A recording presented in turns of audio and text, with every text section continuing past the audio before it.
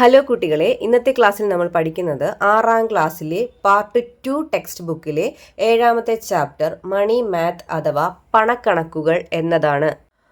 നമ്മൾ കടയിലൊക്കെ സാധനം വാങ്ങാൻ പോകുമ്പോൾ ഡിസ്കൗണ്ട്, വിലക്കിഴിവ് എന്നൊക്കെ പറഞ്ഞ് പരസ്യങ്ങൾ കണ്ടിട്ടുണ്ടോ? എന്താണ് ഈ ഡിസ്കൗണ്ട് അഥവാ വിലക്കിഴിവെന്ന് പറഞ്ഞാൽ? ഇപ്പോൾ നമ്മൾ 100 രൂപയ്ക്ക് എന്തെങ്കിലും ഒരു സാധനം, എന്തെങ്കിലും തുണിക്കടയിൽ പോയി 100 രൂപയ്ക്ക് ഒരു സാധനം വാങ്ങിക്കുകയാണ്. ഇപ്പോൾ ആ കടയിൽ 30% ഡിസ്കൗണ്ട് എന്ന് പരസ്യം കൊടുത്തിരിക്കുകയാണ്. 30% ഡിസ്കൗണ്ട് അഥവാ 30% വിലക്കിഴിവെന്ന് കൊടുത്തിരുന്നാൽ നമ്മൾ എത്ര രൂപ കൊടുത്താൽ മതിയാകും? 100-ൽ നിന്ന് ഈ 30 കുറച്ച് 70 രൂപ നമ്മൾ അടച്ചാൽ മതിയാകും. 30% ഡിസ്കൗണ്ട് എന്ന് പറഞ്ഞാൽ നമ്മൾ ആ 30% കുറച്ച് കൊടുത്താൽ മതി. ഇപ്പോൾ ഇവിടെ പുതിയതായിട്ട് നിങ്ങൾ കണ്ടതാണ് ശതമാനം അഥവാ പെർസെൻറ്റേജ്. ഇതിനെയാണ് നമ്മൾ, ഈ സിമ്പലാണ് പെർസെൻറ്റേജ് അഥവാ ശതമാനം. എന്താണ് പെർസെൻറ്റേജ് അഥവാ ശതമാനം എന്ന് പറഞ്ഞാൽ? 100-ന് എത്ര എന്നതാണ് പെർസെൻറ്റേജ് കൊണ്ട് ഉദ്ദേശിക്കുന്നത്. ഇപ്പോൾ 30% എന്ന് പറഞ്ഞാൽ 30%, 30% എന്ന് പറഞ്ഞാൽ 100-ൽ 30 എന്നാണ് അർത്ഥം. 100-നാണ് നമ്മൾ പറയുന്നത്. ഓക്കെ, ഇപ്പോൾ 20% ആണെങ്കിൽ അതിനർത്ഥം എന്താണ്? 20/100, 100-ന് 20 എന്നാണ്. അപ്പോൾ 100 രൂപയ്ക്ക് സാധനം വാങ്ങിയാൽ 100-ൽ നിന്ന് 30 കുറച്ച് 70 രൂപ കൊടുത്താൽ മതി. കാരണം അവിടെ 30% ഡിസ്കൗണ്ടാണ്. ഇനി നമ്മൾ 30% ഡിസ്കൗണ്ട് ഉള്ള കടയിൽ നിന്ന് 200 രൂപയ്ക്കാണ് സാധനങ്ങൾ വാങ്ങുന്നതെങ്കിലോ, 200 രൂപയ്ക്കാണ് സാധനം വാങ്ങുന്നതെങ്കിൽ എത്ര രൂപ അടയ്ക്കേണ്ടി വരും? അപ്പോൾ 200 എന്ന് പറയുന്നത് നമുക്കറിയാം. 200 എന്ന് പറഞ്ഞാൽ എന്താണ്? 2 × 100 ആണ് 200. അപ്പോൾ 100-നാണ് 30% ഡിസ്കൗണ്ട്. അപ്പോൾ നമ്മൾ എത്ര കുറച്ച് കൊടുക്കേണ്ടത്? നമുക്ക് എത്ര രൂപയാണ് കുറച്ച് കൊടുക്കേണ്ടി വരുന്നത്? ഡിസ്കൗണ്ട് പ്രൈസ് എത്രയായിരിക്കും? വിലക്കിഴിവ് എത്രയായിരിക്കും? 2 × 100 അല്ലേ 200. അപ്പോൾ 2 × 30 ചെയ്യുക. 2 × 30 എത്രയാണ്? 60 അവിടെ വരുന്ന വിലക്കിഴിവ്. അതായത് 200 രൂപയുടെ സാധനത്തിന് നമുക്ക് 60 രൂപ കുറച്ച് എത്ര കൊടുത്താൽ മതിയാകും? 140 രൂപ കൊടുത്താൽ മതിയാകും. അപ്പോൾ ഇങ്ങനെ ഓരോ 100 രൂപയ്ക്കും നമ്മൾ ഇപ്പോൾ 30% ആണെങ്കിൽ 30, അങ്ങനെ ഓരോ 100 രൂപയ്ക്കും 30 രൂപ കുറയ്ക്കുന്നതിനെയാണ് കിഴിവ് എന്ന് പറയുന്നത്, അല്ലേ? അപ്പോൾ 100-ന്, ഇപ്പോൾ 200-ന് നമ്മൾ 30-ൻ്റെ എത്ര? 2 പ്രാവശ്യം കുറയ്ക്കണം. 30 2 പ്രാവശ്യം കുറയ്ക്കേണ്ടി വരും. അതായത് 30 കൂടെ എത്ര കുറയ്ക്കണം? 60 കുറയ്ക്കേണ്ടി വരും. അപ്പോൾ ഇതനുസരിച്ച് നമ്മൾ 100 രൂപയ്ക്ക് 30% ഡിസ്കൗണ്ട് എന്നല്ലേ പറഞ്ഞത്. അപ്പോൾ പല പല വിലകൾ ഇവിടെ തന്നിട്ടുണ്ട്, പല പല പ്രൈസുകൾ കൊടുത്തിട്ടുണ്ട്. ഈ 30% 30% കിഴിവിന്, ഡിസ്കൗണ്ടിന് നമ്മൾ അടയ്ക്കേണ്ട പൈസ എത്രയാണ്, തിരിച്ചടയ്ക്കേണ്ട വില എത്രയാണെന്ന് നമുക്ക് കണ്ടുപിടിക്കാം. ഇവിടെ ഇപ്പോൾ 500 രൂപയാണെങ്കിൽ ഇവിടെ 500 എന്ന് പറഞ്ഞാൽ 5 × 100 അല്ലേ? അപ്പോൾ 30 എന്ന കിഴിവ്, അതായത് 30 എന്ന ഡിസ്കൗണ്ട് 5 × 30 ആവും, അതായത് 180. അപ്പോൾ നമ്മൾ കൊടുക്കേണ്ട വില 500 രൂപയായിരുന്നു യഥാർത്ഥ പ്രൈസ്, ഒറിജിനൽ പ്രൈസ്. അതിൽ നിന്ന് നമ്മൾ എത്ര മൈനസ് ചെയ്യണം? 150 മൈനസ് ചെയ്യുമ്പോൾ 350 രൂപ കൊടുത്താൽ മതിയാകും. ഇനി പ്രൈസ് 1000 രൂപയാണെങ്കിൽ, നമ്മൾ വാങ്ങുന്ന സാധനത്തിൻ്റെ വില 1000 രൂപയാണെങ്കിൽ പെർസെൻറ്റേജ് ഡിസ്കൗണ്ട് 30% തന്നെയാണ്. അപ്പോൾ 1000 രൂപയാണ് വിലയെങ്കിൽ 1000 എന്ന് പറഞ്ഞത് 10 × 100 അല്ലേ 1000. 100 × 10 ആണ് 1000. അപ്പോൾ ആ 10 കൊണ്ട് നമ്മുടെ 30 ഡിസ്കൗണ്ടായ 30-നെ ഇൻറ്റു ചെയ്യുക. അപ്പോൾ എത്രയാണ് കിട്ടുന്നത്? 300. അപ്പോൾ നമ്മൾ 1000 രൂപ കൊടുക്കേണ്ട സ്ഥാനത്ത് 300 രൂപ കുറച്ച് കൊടുത്താൽ മതിയാകും, അതായത് 700 രൂപ. ഇനി 1200 രൂപയാണ് ഒറിജിനൽ പ്രൈസ്. അതിൻ്റെ ഡിസ്കൗണ്ട് 30%. അപ്പം 1200 എന്ന് പറയുന്നത് 12 × 100 ആണ് എത്ര? 1200 അല്ലേ? 12 × 100. അപ്പോൾ ഡിസ്കൗണ്ടിനെ 12 കൊണ്ട് ഇൻറ്റു ചെയ്യുക. അപ്പോൾ എത്ര വരും? 360. അപ്പോൾ ഒറിജിനൽ പ്രൈസായ 1200-ൽ നിന്ന് 360 കുറച്ച് 840 രൂപ കൊടുത്താൽ മതിയാകും. മനസ്സിലായോ? അടുത്തതായിട്ട് നമ്മൾ പഠിക്കുന്നത് പലിശ അഥവാ ഇൻട്രസ്റ്റ് ആണ്. കേട്ടിട്ടുണ്ടോ ഇൻട്രസ്റ്റ് എന്ന്? എവിടെ ഈ ഇൻട്രസ്റ്റ് എന്ന ടേം നമ്മൾ കേട്ടിരിക്കുന്നത് ബാങ്കുമായിട്ടൊക്കെ ബന്ധപ്പെട്ടാണ്, അല്ലേ? നമ്മൾ ബാങ്കുകളിലൊക്കെ കുറച്ച് പൈസ ഒരു വർഷത്തേക്ക് നമ്മൾ ഡെപ്പോസിറ്റ് ചെയ്യാറുണ്ട്, പൈസ നിക്ഷേപിക്കാറുണ്ട്. അപ്പോൾ ഈ ഒരു വർഷം കഴിഞ്ഞാൽ നമ്മൾ ഇട്ട ആ പൈസ മാത്രമല്ല കിട്ടുന്നത്, അതിൻ്റെ കൂടെ നമുക്ക് കുറച്ചൊരു തുകയും കൂടി കൂടുതൽ കിട്ടും. ആ കുറച്ച് കൂടുതൽ കിട്ടുന്ന തുകയാണ് നമ്മൾ ഇൻട്രസ്റ്റ് അഥവാ പലിശ എന്ന് പറയുന്നത്, അല്ലേ? അപ്പോൾ ഓരോ ബാങ്കിനും ഓരോ നിരക്കിലാണ്, ഓരോ റേറ്റിലാണ് പലിശയുള്ളത്. ഇപ്പോൾ 9%, ഒരു ബാങ്കിൽ 9% ആണ് പലിശ നിരക്കെങ്കിൽ, ഇൻട്രസ്റ്റിൻ്റെ റേറ്റ് എങ്കിൽ, നമ്മളിട്ട പൈസയുടെ കൂടെ എന്തും കൂടി കിട്ടും? ഈ 9% പലിശ നിരക്കും കൂടെ ചേർത്തുള്ള തുകയും കൂടി കിട്ടും. ഇപ്പോൾ ടെക്സ്റ്റിൽ പറഞ്ഞിട്ടുള്ള ക്വസ്റ്റ്യൻ ആണ്, if you deposit 1500 rupees, how much we get back after 1 year? നമ്മളിപ്പോൾ നിക്ഷേപിക്കുന്ന എമൗണ്ട്, ബാങ്കിലിടുന്ന തുക 1500 രൂപയാണെന്ന് വെച്ചോ. തുക എത്ര രൂപയാണ് നിക്ഷേപിക്കുന്നത്? 1500 രൂപ. അവിടെ ഇൻട്രസ്റ്റിൻ്റെ റേറ്റ്, അവിടുത്തെ പലിശ നിരക്ക് 9% ആണെങ്കിൽ ഒരു വർഷം കഴിഞ്ഞ് നമുക്ക് എത്ര രൂപ കിട്ടുമെന്ന് കണക്കാക്കുന്നത് എങ്ങനെയാണെന്ന് നോക്കാം. അപ്പോൾ ഇവിടെ നിക്ഷേപിച്ച തുക എത്രയാണ്? 1500. ഇവിടുത്തെ ഇൻട്രസ്റ്റ് റേറ്റ് എത്രയാണ്? 9% അല്ലേ. അപ്പോൾ നമുക്ക് ഇവിടുത്തെ ഇൻട്രസ്റ്റ് അഥവാ പലിശ എന്ന് പറയുന്നത് എങ്ങനെയാണ്? 9% ആണ്. 9% ഓഫ് 1500 അല്ലേ. 1500ൻ്റെ 9%. മലയാളത്തിൽ എഴുതിയാൽ എങ്ങനെ എഴുതുക? 1500ൻ്റെ എത്ര ശതമാനമാണ്? 9%. അതെങ്ങനെയാണ് കണ്ടുപിടിക്കുന്നത്? 9% എന്ന് പറഞ്ഞാൽ പെർസെൻറ്റേജ് മാറ്റാൻ നമ്മൾ പഠിച്ചുവല്ലോ. 9% എന്ന് പറഞ്ഞാൽ 9/100 ആണ്. ഓഫ് ഇൻഡ്യ എന്നൊക്കെ പറഞ്ഞാൽ അവിടെ എന്ത് ഇൻഡ്യ ചെയ്ത് കൊടുക്കുക, മൾട്ടിപ്ലിക്കേഷൻ ചെയ്യുക. എത്രയാ? 1500 അല്ലേ. ഇവിടെ ഈ 2 സീറോയും നമുക്ക് ക്യാൻസൽ ചെയ്ത് കളയാം അല്ലേ. ഇനി ബാക്കി ഇവിടെ ഉള്ളത് 9 × 15 ആണ്. 9 × 15 ചെയ്യുമ്പോൾ നമുക്ക് 135 എന്ന് കിട്ടും. അപ്പോൾ 135 രൂപയാണ് ഇവിടുത്തെ പലിശ അഥവാ ഇൻട്രസ്റ്റ് എന്ന് പറയുന്നത്. 1500 രൂപ ഒരു വർഷത്തേക്ക് നിക്ഷേപിച്ചാൽ നമുക്ക് അതിന് കിട്ടുന്ന പലിശ 135 ആണ് അല്ലേ. അപ്പോൾ ആഫ്റ്റർ 1 ഇയർ, നമുക്ക് ഒരു വർഷം കഴിഞ്ഞ് നമുക്ക് എത്ര രൂപ കിട്ടും? എമൗണ്ട് ആഫ്റ്റർ 1 ഇയർ, ഒരു വർഷത്തിന് ശേഷം നമുക്ക് കിട്ടുന്ന പൈസ എത്രയായിരിക്കും? ഈ 1500 കൂടെ എത്രയും കൂടെ ആഡ് ചെയ്ത് കിട്ടും? ഈ 135 രൂപയും കൂടെ ആഡ് ചെയ്ത് 1635 രൂപയായിട്ട് നമുക്ക് ബാങ്കിൽ നിന്ന് തിരിച്ച് കിട്ടും. ഓക്കെ, ഇങ്ങനെയാണ് പലിശ കണക്കാക്കി പലിശയും മുതലും കൂടെ ചേർത്ത് ഇടുന്ന എമൗണ്ടും ഇൻട്രസ്റ്റും കൂടെ കൂട്ടി നമുക്ക് കിട്ടുന്ന പൈസ. ടെക്സ്റ്റ് ബുക്കിൽ പേജ് നമ്പർ 105 ഇതുപോലൊരു ടേബിൾ കൊടുത്തിട്ടുണ്ട്. The amounts some people have deposited in this bank. ഈ ബാങ്ക് എന്ന് പറയുന്നത് നേരത്തെ നമ്മൾ പറഞ്ഞ 9%, 9% ഇൻട്രസ്റ്റ് കൊടുക്കുന്ന ബാങ്കാണ്. അപ്പോൾ അവിടെ കുറച്ച് ആളുകൾ പൈസ നിക്ഷേപിച്ചിരിക്കുകയാണ്. Calculate the interest and the total amount each would get back after 1 year. ഓരോരുത്തർക്കും ഒരു വർഷം കഴിഞ്ഞ് ഇൻട്രസ്റ്റും കൂടി ചേർത്ത് കിട്ടുന്ന, പലിശയും കൂടി ചേർത്ത് കിട്ടുന്ന മുതൽ എത്രയാണ്, എമൗണ്ട് എത്രയാണ് എന്നാണ് കണ്ടുപിടിക്കേണ്ടത്. അപ്പോൾ നമുക്ക് ഓരോരുത്തരുടെ ആയിട്ട് എടുത്ത് ചെയ്യാം. ആദ്യം പറഞ്ഞിരിക്കുന്ന ആൾ ആഷ് എന്ന് പറഞ്ഞ വ്യക്തിയാണ്. അപ്പോൾ ആഷ് എത്ര രൂപയാണ് ബാങ്കിൽ ഇട്ടിരിക്കുന്ന പൈസ തുക എന്ന് പറയുന്നത് 15000 രൂപയാണ് അല്ലേ. അപ്പോൾ നമുക്ക് വേണമെങ്കിൽ ഇങ്ങനെ എഴുതാം, എമൗണ്ട് അല്ലെങ്കിൽ മലയാളത്തിൽ നിങ്ങൾ തുക എന്ന് എഴുതുക. തുക എത്രയാണ്? 15000 രൂപ അല്ലേ. 15000 രൂപ. ഇതിൽ ബാങ്കിൻ്റെ ഇൻട്രസ്റ്റ് റേറ്റ് എത്രയാണ്? ഈ 9% എന്നുള്ളത് ഇൻട്രസ്റ്റ് റേറ്റ് അഥവാ പലിശ നിരക്ക് എന്നെടുക്കാം നമുക്ക്. പലിശ നിരക്കാണ് എത്രയാണ്? 9% അല്ലേ. ഇനി നമുക്ക് കിട്ടുന്ന പലിശ എത്രയാണ്? 15000 രൂപയ്ക്ക് 9%, 9% ഇൻട്രസ്റ്റിൽ എത്ര രൂപ ഇൻട്രസ്റ്റ് ആയിട്ട് കിട്ടുന്നത്? ഇൻട്രസ്റ്റ് എമൗണ്ട് എന്നോ ഇൻട്രസ്റ്റ് എന്നോ ഒക്കെ എഴുതാം അല്ലേ. പലിശ കിട്ടുന്നത് എത്രയാണ്? 9% ഓഫ് 15,000 അല്ലേ. 15000ൻ്റെ 9%. 9% അഥവാ ശതമാനം മാറ്റുന്നത് എങ്ങനെയാണ്? 100 കൊണ്ട് ഡിവൈഡ് ചെയ്യുക. ഇൻറ്റു ഈ ഓഫിന് പകരം നമ്മളിവിടെ ഇൻറ്റു ഇട്ട് കൊടുക്കുക. 15,000 അല്ലേ. 2 0 ക്യാൻസൽ ചെയ്തു. 9 × 150 ചെയ്യുമ്പോൾ നമുക്ക് 1350 എന്ന് കിട്ടും. അപ്പോൾ ഇതാണ് പലിശ. 15000 രൂപയ്ക്ക് ഒരു വർഷത്തേക്ക് കിട്ടുന്ന പലിശ അഥവാ ഇൻട്രസ്റ്റ് എത്രയാണ്? 1350. അപ്പോൾ ഇനി നമുക്ക് കണ്ടുപിടിക്കേണ്ടത് എമൗണ്ട് ആഫ്റ്റർ 1 ഇയർ അല്ലേ. ഒരു വർഷത്തിന് ശേഷം കിട്ടുന്ന എമൗണ്ടാണ് അല്ലേ. ഒരു വർഷത്തിന് ശേഷം കിട്ടുന്ന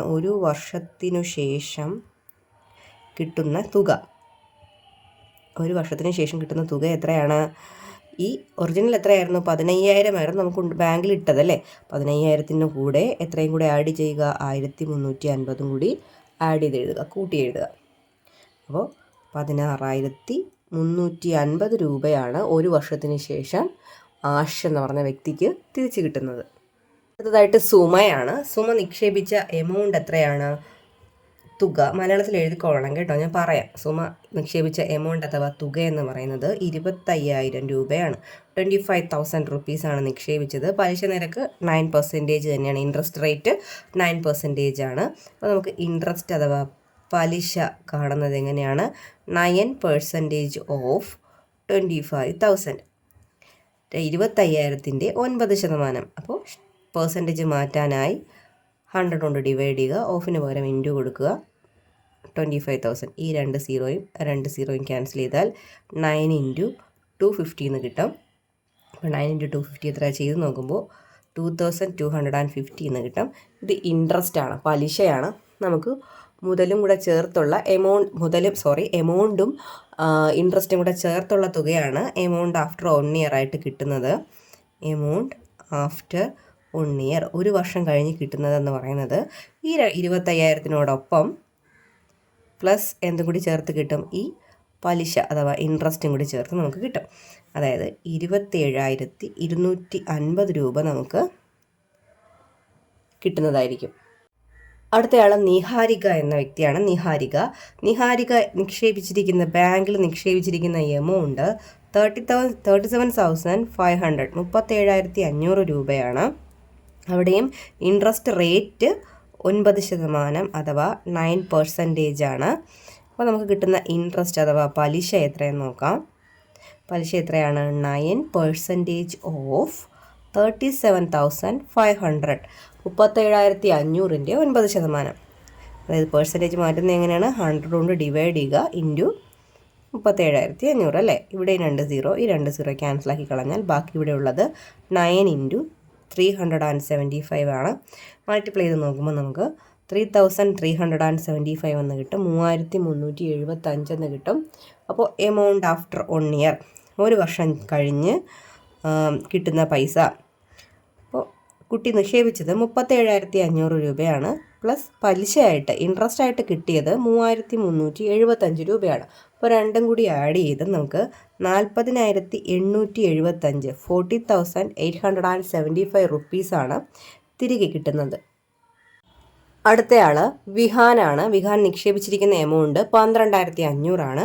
ഇൻട്രസ്റ്റ് റേറ്റ് 9% തന്നെയാണ്. പലിശ കാണാം, നമുക്ക് ഇൻട്രസ്റ്റ് കാണാം. 9% ഓഫ് 12,500. ഇപ്പോൾ പെർസെൻറ്റേജ് മാറ്റാൻ 100 കൊണ്ട് ഡിവൈഡ് ചെയ്യുക ഇൻറ്റു 12,500, 2 0 ക്യാൻസൽ ചെയ്താൽ 9 × 125 എന്ന് കിട്ടും. ഇൻറ്റു ചെയ്ത് നോക്കുമ്പോൾ മൾട്ടിപ്ലിക്കേഷൻ ചെയ്യുമ്പോൾ നമുക്ക് 1,125 1,125 എന്ന് കിട്ടും. അപ്പോൾ എമൗണ്ട് ആഫ്റ്റർ 1 ഇയർ, ഒരു വർഷം കഴിഞ്ഞ് കിട്ടുന്ന തുക 12,500 പ്ലസ് 1,125, 12,500-നോടൊപ്പം 1,125 കൂടി ആഡ് ചെയ്യുക, 13,625 റുപ്പീസാണ് കിട്ടുന്നത്. അടുത്തയാൾ അഹിയാണ്. അഹി നിക്ഷേപിച്ചിരിക്കുന്നത് 22,500 ആണ്, 22,500 ആണ്. അപ്പോൾ ഇൻട്രസ്റ്റ് 9% ആണ്. അപ്പോൾ 9% ഓഫ് 22,500 കാണുക. പെർസെൻറ്റേജ് മാറ്റാനായി 100 കൊണ്ട് ഡിവൈഡ് ചെയ്യുക ഇൻറ്റു 22,500, 2 0 ക്യാൻസലാക്കി കളഞ്ഞാൽ 9 × 225 എന്ന് കിട്ടും.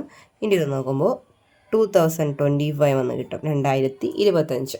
ഇനി എമൗണ്ട് ആഫ്റ്റർ 1 ഇയർ, ഒരു വർഷം കഴിഞ്ഞ് കിട്ടുന്ന തുക. എമൗണ്ട് ആഫ്റ്റർ 1 ഇയർ, ഈ 22,500-നോടൊപ്പം 22,500-നോടൊപ്പം 2,025 കൂടി ആഡ് ചെയ്യുക. ആഡ് ചെയ്യുമ്പോൾ 24,525 എന്ന് കിട്ടും. അപ്പോൾ ഇത്രയും നേരം നമ്മൾ ഡെപ്പോസിറ്റ് ചെയ്ത നിക്ഷേപിച്ച തുകയ്ക്കുള്ള ഇൻട്രസ്റ്റ് ഒക്കെയാണ് കണ്ടുപിടിച്ചത്. ഇനി നമ്മൾ ബാങ്കിൽ നിന്ന് വായ്പ എടുക്കുമ്പോൾ അഥവാ ലോൺ എടുക്കുമ്പോഴും അവരെന്ത് പറയാറുണ്ട്? ഒരു ഇൻട്രസ്റ്റ് റേറ്റ്, ഒരു പലിശ നിരക്ക് നമുക്ക് പറയാറുണ്ട്. അപ്പോൾ നമ്മൾ എന്താണ്, എത്ര രൂപയാണോ എടുക്കുന്നത്? ഇപ്പോൾ ടെക്സ്റ്റിൽ ഒരു ക്വസ്റ്റ്യൻ ഉണ്ട്. ഒരാൾ ഒരു ബാങ്കിൽ നിന്നും 25,000 റുപ്പീസ് ലോൺ എടുക്കുകയാണ്. അപ്പോൾ എമൗണ്ട് എടുക്കുന്ന തുക, വായ്പ എടുക്കുന്ന തുക എത്രയാണ്? 25,000 റുപ്പീസാണ് വായ്പ എടുക്കുന്ന തുക, അതായത് ലോൺ എടുക്കുന്ന തുക. അപ്പോൾ അയാൾക്ക് ഒരു വർഷം കഴിഞ്ഞ് അയാൾ ഈ പൈസ തിരിച്ചടയ്ക്കണം. ഒരു വർഷം കഴിഞ്ഞ് തിരിച്ചടയ്ക്കേണ്ടത് എത്ര പെർസെൻറ്റേജ് നിരക്കിലാണ് അടയ്ക്കേണ്ടത്? അതിൻ്റെ 6% നിരക്കിൽ. അതായത് 25,000 പൈസ എടുത്താൽ ലോണായിട്ടാണ് എടുത്താൽ നമ്മൾ ഈ 25,000 മാത്രമല്ല തിരിച്ചടയ്ക്കേണ്ടത്, അതിൻ്റെ ഇൻട്രസ്റ്റ്, അതിൻ്റെ പലിശ കൂടി നമ്മൾ തിരിച്ചടയ്ക്കേണ്ടി വരും. അപ്പോൾ ഒരു വർഷം കഴിഞ്ഞ് എത്ര രൂപയാണ് ഇയാൾ തിരിച്ചടയ്ക്കേണ്ടത്? അപ്പോൾ നമ്മൾ നിക്ഷേപിക്കുന്ന തുകയ്ക്കും ഇൻട്രസ്റ്റ് കിട്ടും. അതുപോലെ നമ്മൾ ബാങ്കിൽ നിന്ന് ലോൺ എടുക്കുന്നതോ അതോ വായ്പ എടുക്കുന്നതോ ആയ തുകകൾക്ക് നമ്മൾ എന്തും കൂടെ ചേർത്തടയ്ക്കേണ്ടി വരും? ഇൻട്രസ്റ്റും കൂടി ചേർത്ത് നമ്മൾ ബാങ്കിലേക്ക് അടയ്ക്കേണ്ടി വരും അല്ലേ. അപ്പോൾ ഇവിടെ ഒരാൾ കാർഷിക വായ്പ അഗ്രികൾച്ചറൽ ലോൺ എടുത്തിരിക്കുന്നത് ഈ 25,000 റുപ്പീസാണ്. അതിൻ്റെ ഇൻട്രസ്റ്റ് റേറ്റ് പലിശ നിരക്ക് 6%. അയാൾ എത്രയായിരിക്കണം അയാളുടെ ഇത് ഒരു വർഷം കഴിഞ്ഞ് അടയ്ക്കേണ്ടതെന്ന് നോക്കാം. 6% ഓഫ് 25,000 ആണ് പലിശ എന്ന് പറയുന്നത്. പെർസെൻറ്റേജ് മാറ്റാൻ 100 കൊണ്ട് ഡിവൈഡ് ചെയ്യുക ഇൻറ്റു 25,000. 2 0 ക്യാൻസൽ ആകുമ്പോൾ 6 ഇൻറ്റു 250 എന്ന് വരും. അതായത് 1,500 രൂപയാണ് ഒരു വർഷത്തേക്ക് പലിശയായിട്ട് കൊടുക്കേണ്ടത്. അപ്പോൾ എമൗണ്ട് ടു ബി പെയ്ഡ്, അയാൾ തിരിച്ചടയ്ക്കേണ്ട രൂപ അല്ലെ, എമൗണ്ട് ടു ബി റീപെയ്ഡ്, ബാങ്കിൽ തിരിച്ചടയ്ക്കേണ്ട തുക എന്ന് പറയുന്നത് ഈ 25,000-നോടൊപ്പം പ്ലസ് എന്തും കൂടി ചേർക്കുക, 1,500 രൂപയും കൂടി ചേർത്ത് 26,500 രൂപയായിട്ടാണ് ഇയാൾ ബാങ്കിൽ തിരിച്ചടയ്ക്കേണ്ടത്. അടുത്തതായി നമുക്ക് പേജ് നമ്പർ 106-ലെ ടെക്സ്റ്റ് ബുക്ക് ക്വസ്റ്റ്യൻസ് നോക്കാം. First question, see the board in front of the shop. Shreesha bought clothes worth 3,500 rupees from this shop. How much should she pay? ഈ പരസ്യം നോക്കൂ. ശ്രീഷ ഈ കടയിൽ നിന്ന് 3,500 രൂപയുടെ വസ്ത്രങ്ങൾ വാങ്ങി. എത്ര രൂപ കൊടുക്കണം? ഒന്നാമത്തെ ചോദ്യം എന്തായിരുന്നു? See the board in front of the shop. ഒരു പരസ്യം നോക്കാൻ പറഞ്ഞിരിക്കുകയാണ്. 25% ഡിസ്കൗണ്ട് ഓൺ ഓൾ പർച്ചേസസ്. എല്ലാ വസ്ത്രങ്ങൾക്കും 24% വിലക്കുറവെന്നാണ് പരസ്യത്തിൽ കൊടുത്തിരിക്കുന്നത്. Sreesha bought clothes worth 3,500 rupees from this shop. Sreesha ഈ കടയിൽ നിന്ന് 3,500 രൂപയുടെ വസ്ത്രങ്ങൾ വാങ്ങി. ഹൗ മച്ച് ഷുഡ് ഷീ പേ? എത്ര രൂപ കൊടുക്കണം, എത്ര രൂപയാണ് കൊടുക്കേണ്ടത്? അപ്പോൾ നമുക്ക് നോക്കാം. ഈ കടയിലെ ഡിസ്കൗണ്ട് അഥവാ വിലക്കിഴിവ് എത്രയായിരുന്നു? 25% ഈ കടയിലെ വിലക്കിഴിവ് കൊടുത്തിരുന്നത്. പരസ്യത്തിൽ കൊടുത്തിരുന്നത് 25% എന്നാണ്. അപ്പോൾ എത്ര രൂപയ്ക്ക് ആ കുട്ടി വാങ്ങിയത്? 3,500 രൂപയ്ക്കാണ് ഷോപ്പിൽ നിന്ന് പർച്ചേസ് ചെയ്തത് അല്ലേ? പർച്ചേസ്ഡ് എമൗണ്ട് എത്രയാണ്? പർച്ചേസ്ഡ് എമൗണ്ട് 3,500 രൂപ അല്ലേ? വാങ്ങിയ വില, സാധനങ്ങൾ വാങ്ങിയ വില എത്രയായിരുന്നു? 3,500 രൂപയായിരുന്നു അല്ലേ? ഇനി നമുക്ക് അതിൻ്റെ ഡിസ്കൗണ്ട് കാണാം. എത്രയാണ് വിലക്കിഴിവെന്നുള്ളത്? 25%. ഏതിൻ്റെ 25%? 3,500-ൻ്റെ 3,500-ൻ്റെ 25% എത്രയാണോ അത്രയാണ് ഡിസ്കൗണ്ട്. അതായത് 25/100 ഇൻറ്റു 3,500. 2 0 ക്യാൻസൽ ആക്കുക. 25 ഇൻറ്റു 35. 25 ഇൻറ്റു 35 ചെയ്യുമ്പോൾ നമുക്ക് 875 എന്ന് വരും. അതായത് 3,500 രൂപയ്ക്ക് വസ്ത്രങ്ങൾ വാങ്ങി അതിൽ നിന്ന് എത്ര രൂപ കുറച്ച് കൊടുത്താൽ മതി? 875 രൂപ കുറച്ച് കൊടുത്താൽ മതി. അതാണ് ഡിസ്കൗണ്ട്. അപ്പോൾ ഷീ ഷുഡ് പേ, അവൾക്ക് എത്ര രൂപ തിരിച്ചടയ്ക്കണം? തിരിച്ചടയ്ക്കേണ്ട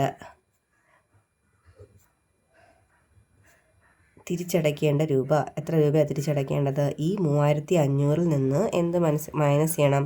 875 രൂപ എന്ത് ചെയ്യുക? കുറയ്ക്കുക. അപ്പോൾ 2,625 രൂപ കൊടുത്താൽ മതി. അപ്പോൾ 3,500 രൂപയുടെ സാധനങ്ങൾക്ക് 25% ഡിസ്കൗണ്ട് ഉള്ളതുകൊണ്ട് 3,500-ൻ്റെ 25%, 25% എത്രയാണെന്ന് കണ്ടുപിടിക്കുക. അത് ആ ഒറിജിനൽ പ്രൈസായ 3,500-ൽ നിന്ന് മൈനസ് ചെയ്യുക.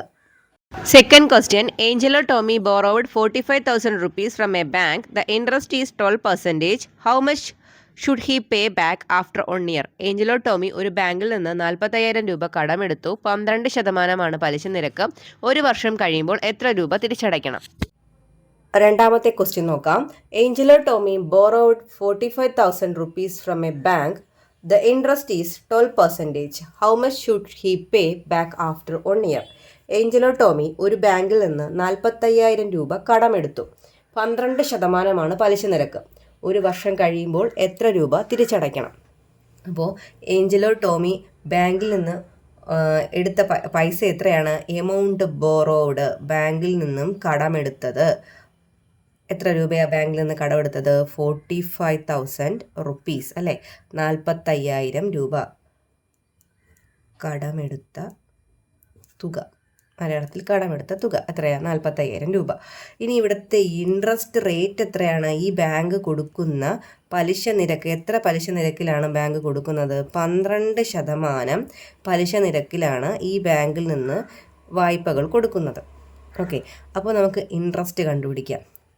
എത്രയാണ് ഈ 45,000 രൂപയുടെ പലിശ എത്രയാണെന്ന് കണ്ടുപിടിക്കാം. അതെത്രയാണ്? 12% ഓഫ് 45,000 ആണ് അല്ലേ. 45,000 രൂപയുടെ 12%. 12/100 ശതമാനം മാറ്റുന്നത് 100 കൊണ്ട് ഡിവൈഡ് ചെയ്യുക. 45,000. 2 0, ഈ 2 0 ക്യാൻസലായാൽ 12 ഇൻറ്റു 450 എന്ന് എഴുതാം. 12 ഇൻറ്റു 450 ചെയ്ത് നോക്കുമ്പോൾ 5,400 എന്ന് കിട്ടും. അപ്പോൾ 45,000 രൂപയുടെ പലിശ അഥവാ ഇൻട്രസ്റ്റ് എന്ന് പറയുന്നത് 5,400 ആണ്.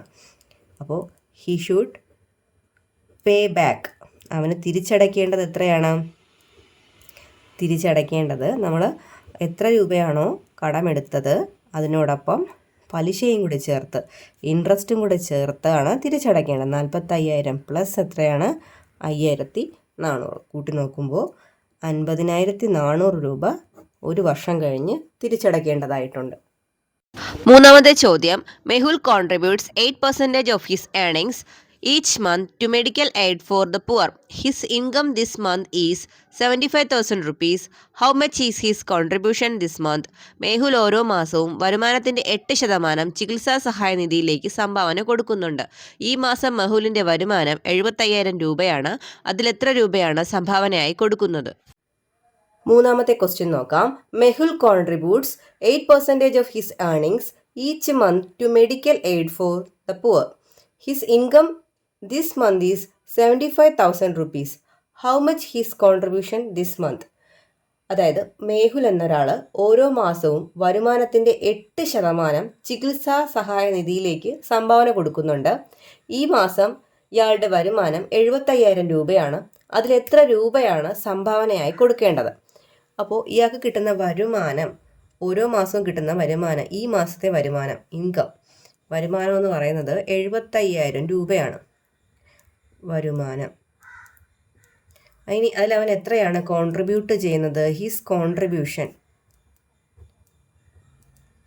എന്ന് പറഞ്ഞാൽ സംഭാവനയായിട്ട് ചികിത്സാ സഹായ നിധിയിലേക്ക് കൊടുക്കുന്ന സംഭാവന എത്രയാണ്? 8% ഓഫ് എത്രയാണോ വരുമാനം അതിൻ്റെ 8%. 8% ഓഫ് ഇൻകം, അയാളുടെ വരുമാനത്തിൻ്റെ 8%. 8% ഓഫ് ഇൻകം എത്രയാണ്? 75,000 അല്ലേ. അപ്പോൾ 8% മാറ്റാൻ 100 കൊണ്ട് ഡിവൈഡ് ചെയ്യുക, ഓഫ് ഇൻറ്റു കൊടുക്കുക, 75,000 എഴുതുക. ഈ 2 0 ക്യാൻസലാക്കി കളഞ്ഞാൽ 8 ഇൻറ്റു 750 എന്ന് കിട്ടും. വാല്യൂ എത്രയാണ്? 6,000 രൂപ. അതായത് അവൻ 75,000 രൂപ മാസം ശമ്പളം ഇൻകം എടുക്കുന്നയാൾ 6,000 രൂപ കോൺട്രിബ്യൂട്ട് ചെയ്യുന്നുണ്ട്, മെഡിക്കൽ എയ്ഡിലേക്ക് കോൺട്രിബ്യൂട്ട് ചെയ്യുന്നു.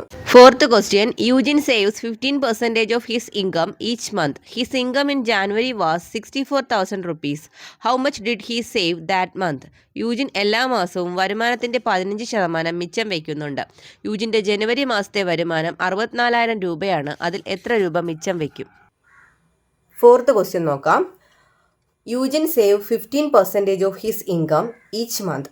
His income in January was 64,000 rupees. How much did he save that month?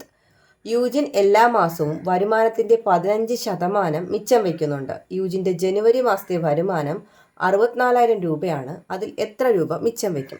അപ്പോൾ യൂജിൻ എന്ന ആളുടെ വരുമാനം, ജാനുവരി മാസത്തെ വരുമാനമാണ് തന്നിരിക്കുന്നത്. ഇൻകം ഇൻ ജാനുവരി മാസത്തെ വരുമാനം 64,000 രൂപയാണ് അല്ലേ. ജനുവരിയിലെ വരുമാനം എത്രയാണ്? 64,000 രൂപ. അതിൽ അവൻ്റെ സേവിങ്സ് എന്ന് പറയുന്നത്, സേവിങ്സ് ഇൻ ജാനുവരിയിൽ ഓരോ മാസത്തെ അവൻ സേവ് ചെയ്യുന്നത് എത്രയാണ്? മിച്ചം പിടിക്കുന്നത്, ഓരോ മാസവും മിച്ചം പിടിക്കുന്നത് എത്ര ശതമാനമാണ്? എത്ര പെർസെൻറ്റേജാണ്? 15% ഓഫ് ആ മാസത്തെ സാലറിയുടെ 15%. അപ്പോൾ 15% ഓഫ് 64,000. പെർസെൻറ്റേജ് മാറ്റാൻ 100 കൊണ്ട് ഡിവൈഡ് ചെയ്യുക, ഇൻറ്റു 64,000. ഇവിടുത്തെ 2 0 ക്യാൻസലാക്കിയാൽ 15 ഇൻറ്റു 640 എന്ന് വരും. ഇൻറ്റു ചെയ്യുമ്പോൾ നമുക്ക് 9,600 റുപ്പീസ്. അതായത് ഓരോ മാസവും അവൻ 9,600 രൂപ സേവ് ചെയ്യുന്നുണ്ട്. Fifth question, a TV manufacturer decides to reduce the price by 5% from the next month. What will be the price next month of a TV which cost 45,000 rupees now? Television ഉണ്ടാക്കുന്ന ഒരു company അടുത്ത മാസം മുതൽ 5% വില കുറയ്ക്കാൻ തീരുമാനിച്ചു. ഇപ്പോൾ 45,000 രൂപ വിലയുള്ള ടെലിവിഷന് അടുത്ത മാസം എന്തു വിലയാകും? Fifth question, a TV manufacturer decides to reduce the price by 5% from the next month. What will be the price next month of a TV which cost 45,000 rupees now? Television ഉണ്ടാക്കുന്ന ഒരു കമ്പനി അടുത്ത മാസം മുതൽ 5% വില കുറയ്ക്കാൻ തീരുമാനിച്ചു. ഇപ്പോൾ 45,000 രൂപ വിലയുള്ള ടെലിവിഷന് അടുത്ത മാസം എന്ത് വിലയാകും? അപ്പോൾ ഇപ്പോൾ the price of T. ഇപ്പോൾ ടി വിയുടെ വില എത്രയാണ്? ഇപ്പോഴത്തെ ടി വിയുടെ വില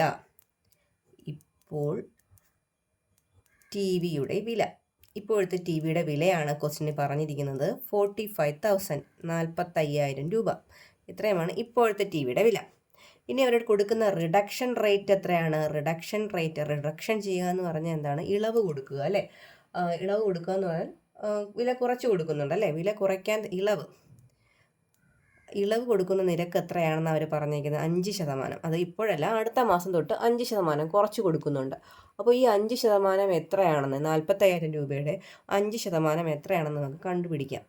റിഡക്ഷൻ എത്രയാണെന്ന് നമുക്ക് കണ്ടുപിടിക്കാം. 5% ഓഫ് 45,000 അല്ലേ?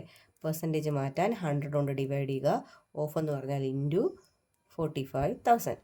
2 0, ഈ 2 0 ക്യാൻസലാക്കി കളഞ്ഞാൽ 5 ഇൻറ്റു 450 എന്ന് വരും. ഇൻറ്റു ചെയ്തെടുക്കുമ്പോൾ 2250 വരും. അതായത് അടുത്ത മാസം മുതൽ 45,000 രൂപയുടെ ടി വിക്ക് അതിൽ നിന്നും 2250 രൂപ കുറച്ച് കൊടുത്താൽ മതി അല്ലേ? ഇപ്പം next month price of T, അടുത്ത മാസത്തെ ടി വിയുടെ വില. അടുത്ത മാസം ടി വിയുടെ വില എങ്ങനെയാണ് കണ്ടുപിടിക്കുന്നത്? ഇപ്പോൾ എത്രയാണോ വില അതിൽ നിന്ന് എത്ര കുറയ്ക്കുക? 2250 രൂപ കുറയ്ക്കുക. കാരണം അതാണ് 5% അല്ലെ, 5%. അപ്പോൾ 42,750 രൂപയാണ് അടുത്ത മാസം മുതൽ ടി വിയുടെ വില. Sixth question, a car manufacturer decides to increase the price by 2% from the next month. What will be the price next month of a car which cost 5,60,000 rupees now? Car നിർമ്മിക്കുന്ന ഒരു company അടുത്ത മാസം മുതൽ 2% വില കൂട്ടാൻ തീരുമാനിച്ചു. ഇപ്പോൾ 5,60,000 രൂപ വിലയുള്ള കാറിന് അടുത്ത മാസം വില എന്താകും? ആറാമത്തെ ചോദ്യം, a car manufacturer decided to increase the price by 2% from the next month. What will be the price next month of a car which cost 5,60,000 rupees now? അതായത് കാർ നിർമ്മിക്കുന്ന ഒരു കമ്പനി അടുത്ത മാസം മുതൽ 2% വില കൂട്ടാൻ തീരുമാനിച്ചു. ഇപ്പോൾ 5,60,000 രൂപ വിലയുള്ള കാറിന് അടുത്ത മാസം എന്ത് വില വരും? അപ്പോൾ ഇപ്പോഴത്തെ കാറിൻ്റെ വില, ദ പ്രൈസ് ഓഫ് കാർ അവരിപ്പോൾ എത്ര രൂപയ്ക്കാണ് വിറ്റുകൊണ്ടിരിക്കുന്നത്? 5,60,000. ഇപ്പോൾ കാറിൻ്റെ വില എന്ന് പറയുന്നത് 5,60,000 ആണ്. ഓക്കെ, ഇത്രയും രൂപയ്ക്കാണ് കാർ വിറ്റുകൊണ്ടിരിക്കുന്നത്. അടുത്ത മാസം മുതൽ അവരെന്താ തീരുമാനിച്ചിരിക്കുന്നത്? 2% വില കൂട്ടാനാണ് അവർ തീരുമാനിച്ചിരിക്കുന്നത് അല്ലേ? ഇൻക്രീസ് ചെയ്യുക എന്ന് പറഞ്ഞാൽ കൂട്ടുക, വില കൂട്ടാൻ തീരുമാനിച്ചു അല്ലേ? അപ്പോൾ ഇൻക്രീസിങ് റേറ്റ് അല്ലേ? കൂട്ടുന്ന വില,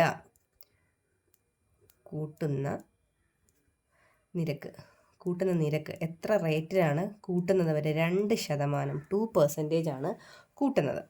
അപ്പോൾ ഇൻക്രീസിങ് റേറ്റ് നമുക്ക് കണ്ടുപിടിക്കാം. ഇൻക്രീസിങ് പ്രൈസ്, കൂട്ടിയ വില, കൂടുന്ന വില അല്ലേ? അപ്പോൾ എത്ര രൂപയാണ് കൂടുന്നതെന്ന് കണ്ടുപിടിക്കേണ്ടേ? റേറ്റ് തന്നിരിക്കുന്നത് 2%. അവിടുത്തെ ഇൻക്രീസിങ് റേറ്റ് 2% നിരക്ക്. അത് എത്ര രൂപയാണെന്ന് കണ്ടുപിടിക്കാം. 2% ഓഫ് 5,60,000. പെർസെൻറ്റേജ് മാറ്റാൻ 100 കൊണ്ട് ഡിവൈഡ് ചെയ്യുക ഇൻറ്റു അല്ലേ? അപ്പോൾ 2 0, ഈ 2 0 ക്യാൻസൽ ചെയ്താൽ 2 ഇൻറ്റു 5,600 വരും. ഇൻറ്റു ചെയ്ത് നോക്കുമ്പോൾ എത്രയാണ് കിട്ടുന്നത്? 11,200, 11,200 രൂപയാണ് കൂടുന്ന വില. അപ്പം next month price of car, അടുത്ത മാസം കാറിൻ്റെ വില. അടുത്ത മാസം കാറിൻ്റെ വില എങ്ങനെയാണ് കാണുന്നത്? ഇപ്പോഴെത്രയായിരുന്നു വില? 5,60,000 ആയിരുന്നു വില അല്ലേ? 5,60,000 ആയിരുന്നു വില. അതിനോടൊപ്പം 11,200 രൂപ കൂടി എന്ത് ചെയ്യണം? കൂട്ടണം.